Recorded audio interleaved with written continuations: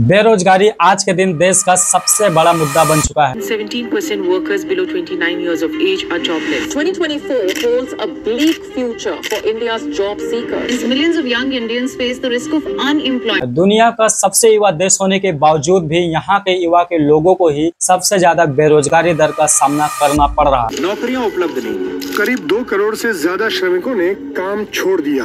ये हमारे देश में बेरोजगारी की सच्चाई है। बेरोजगारी सबसे बड़ी समस्या।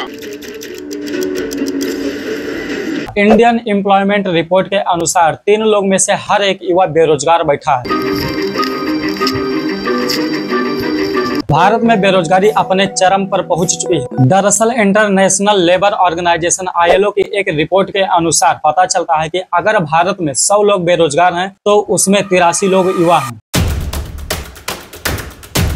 इंडियन अनएम्प्लॉयमेंट रेट 29.1% पहुंच चुकी है और इसमें ज्यादातर लोगों के पास ग्रेजुएट्स की डिग्री है, एजुकेटेड हैं। अब ऐसे में सवाल ये आता है कि ऐसा हो क्यों रहा है। इतना बड़ा नेटवर्क है, 140 करोड़ लोगों का देश है। लोगों की जरूरतें दाल चावल आटा तेल साबुन कपड़ा घर कार बस स्कूटर इलेक्ट्रिसिटी जाने क्या क्या जरूरतें हैं लोगों की दिनचर्या में। इतने बड़े देश में लोगों को 12,000 रुपए की नौकरी भी नहीं मिल रही है। आखिर ये कैसे पॉसिबल है। साल 2000 में पढ़े लिखे युवा की बेरोजगारी की कुल संख्या 35.2% थी, लेकिन ये 2022 में बढ़कर ये इसका डबल हो गया, यानी कि 65.7% तक हो गया। जिस देश में इतनी भारी मात्रा में बेरोजगारी है और वो भी इसमें से ज्यादातर लोग युवा हैं, उस देश में आगे ठीक ठाक चलता रहे ऐसा कहना पॉसिबल नहीं है। जिस देश में ज्यादातर यूथ अनएम्प्लॉयड है, वो कंट्री अपने प्राइम तक कैसे पहुंच पाएगी। भारत दुनिया की 5th लार्जेस्ट इकोनॉमी वाला कंट्री बन चुका है और हमें कहानियां सुनाई जा रही है कि हम 2025 तक 5 ट्रिलियन को टच कर जाएंगे और 2030 तक 7 ट्रिलियन। लेकिन इसमें आपके लिए कोई रोजगार नहीं होगा। युवाओं को बेरोजगार रखने वालों जनता माफ नहीं करेगी। इंटरनेशनल लेबर ऑर्गेनाइजेशन ILO की रिपोर्ट के आने से एक दिन पहले ही देश के पूर्व RBI गवर्नर और मशहूर इकोनॉमिस्ट रघुराम राजन ने कहा था कि भारत को अपनी इकोनॉमिक ग्रोथ के हाइप पर मजबूत होने पर भरोसा नहीं करना चाहिए। ऐसा करना उसकी बड़ी भूल हो सकती है। इसके बजाय भारत को अपनी इकोनॉमी में मौजूद बुनियादी समस्याओं को दूर करना चाहिए, जैसा कि अपने एजुकेशन सिस्टम पर ठीक से ध्यान देना चाहिए। हमारे देश की एजुकेशन सिस्टम पर सरकार को सख्त ध्यान देने की जरूरत है, क्योंकि हर साल लगभग 1.3 मिलियन स्टूडेंट्स विदेश पढ़ने जाते हैं। हमारे देश में मेडिकल कॉलेज सीट्स टोटल 1,06,000 है, जिसमें से 48,000 गवर्नमेंट मेडिकल कॉलेज का सीट है और अराउंड 44,000 प्राइवेट मेडिकल कॉलेज का सीट है। और प्राइवेट मेडिकल कॉलेज की फीस बहुत हाई होती है। टाइम्स ऑफ इंडिया के मुताबिक DY पाटिल मेडिकल कॉलेज, ये मेडिकल कॉलेज MBBS की डिग्री ऑफर करता है 1.5 करोड़ रुपए में, जो कि नवी मुंबई में। द इंडियन एक्सप्रेस के मुताबिक किसी भी प्राइवेट मेडिकल कॉलेज का फीस 11.5 लाख रुपया पर ईयर है, यानी कि ये डिग्री आपको पड़ जाएगी 60 लाख रुपए में। अब हमारे भारत देश में ऐसे कितने परिवार हैं जो इसको एफोर्ड कर सकते हैं। 2022 के अनुसार state of inequality in India report के अनुसार 90% भारतीयों का सैलरी 25,000 पर मंथ से कम रहता है। रिपोर्ट के अनुसार मतलब 90% भारतवासी इस डिग्री को एफोर्ड ही नहीं कर पाएंगे। अब इंजीनियरिंग सीट्स की बात करें तो 2017-18 में 14,65,000 इंजीनियरिंग सीट्स थी, जो अब 2021-22 में वो लगभग 12.5 लाख इंजीनियरिंग सीट्स बची है। मतलब अब इंजीनियरिंग सीट्स भी अप डाउन होते जा रही है। लेकिन इंजीनियरिंग सीट्स 2021-22 में 33.6% ही भर पाई थी। 4,21,000 सीट्स खाली गई थी। अब यहाँ पे ऐसा नहीं है कि इंजीनियरिंग सीट्स इतना खाली क्यों जा रहे, कोई स्टूडेंट्स इंजीनियर नहीं बनना चाहता, लेकिन ऐसा नहीं है। करोड़ों स्टूडेंट्स इंजीनियरिंग देश में बनना चाहते हैं और देश को सख्त जरूरत भी है इंजीनियर्स को। इंजीनियरिंग सीट्स इतना खाली जाने का मेन रीजन है हाई फीस। 2016 की रिपोर्ट से हमें पता चलता है कि IIT की फीस 90,000 से सीधा डबल हो गया है, यानी कि 2 लाख रुपया हो गया। यानी कि 4 साल बीटेक डिग्री के लिए 8 लाख रुपए ज्यादा पे करने पड़ेंगे। और अगर जो प्राइवेट इंजीनियरिंग कॉलेज की बात करें तो 20 लाख तक पहुंच जाएगा। और IITIs की बात करें तो 15,000 लोग ही IITIs हैं और इस IITI सीट का कैपेसिटी है 25 लाख। मेडिकल के 1.5 लाख, इंजीनियरिंग के 12.5 लाख, IITI के 25 लाख। इन सभी को मिला लिया जाए तो टोटल 50 लाख से भी कम है। और हमारे देश में हर साल स्टूडेंट्स निकल कर आ रहे हैं बेरोजगार के लिए ऑलमोस्ट 3.2 करोड़ और MBBS BDS सीट्स 1.4 लाख है। और 2023 में नीट UG एप्लीकेशन आया था ऑलमोस्ट 20 लाख।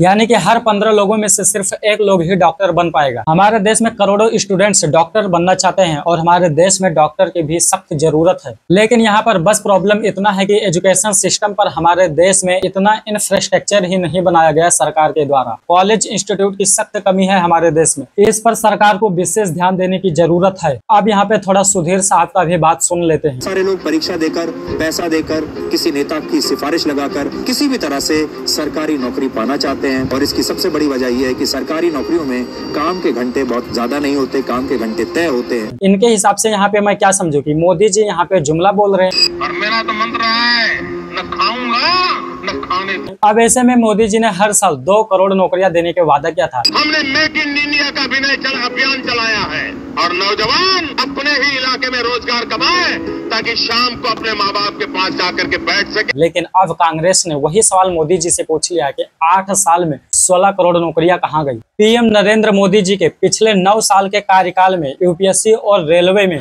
सिर्फ 9 साल में 9 लाख लोगों को नौकरी मिली है। रिपोर्ट में वेजेस को लेकर भी एक बात कही गई है कि साल 2019 के बाद से रेगुलर वर्क और सेल्फ एम्प्लॉयड लोग दोनों की इनकम में गिरावट का ट्रेंड देखा जा रहा है। वहीं अनस्किल्ड लेबर फोर्स भी कैजुअल वर्कर्स को 2022 में सही से न्यूनतम मजदूरी नहीं मिली। कुछ राज्यों में रोजगार की स्थिति बहुत ही खराब है। यह राज्य जैसे बिहार, उत्तर प्रदेश, उड़ीसा, मध्य प्रदेश, झारखंड और छत्तीसगढ़ है और ऐसे में ये भारत के लिए काफी मुश्किल समय है। भारत की आबादी में 27% युवा की आबादी है, लेकिन उसका एक बड़ा हिस्सा बेरोजगार है। ऐसे में भारत को अपनी इस युवा आबादी का डेमोग्राफिक डिविडेंड नहीं मिल पा रहा है। आज के टाइम पे हमारे देश में लोगों को कोई रोजगार दे रहा है तो वो है छोटे मोटे दुकानदार, सब्जी वाला, चाय वाला, राशन की दुकान वाला। यही सब छोटे मोटे व्यापारी हमारे देश में 90% लोगों को रोजगार देते हैं। हमें जरूरत है यहाँ पे सबका साथ सबका विकास। हमें पता है कि ये मोदी जी का स्लोगन है, लेकिन अगर सबका साथ सबका विकास की बात आए तो मैं मोदी जी का फैन हूँ। मोदी जी को मैं पसंद करता हूँ उनकी सिर्फ लीडरशिप की वजह से। यहाँ पर युवा लोग बेरोजगार घूम रहे हैं, इसके लिए सरकार को क्या करना चाहिए? सबसे पहले जो वैकेंसी है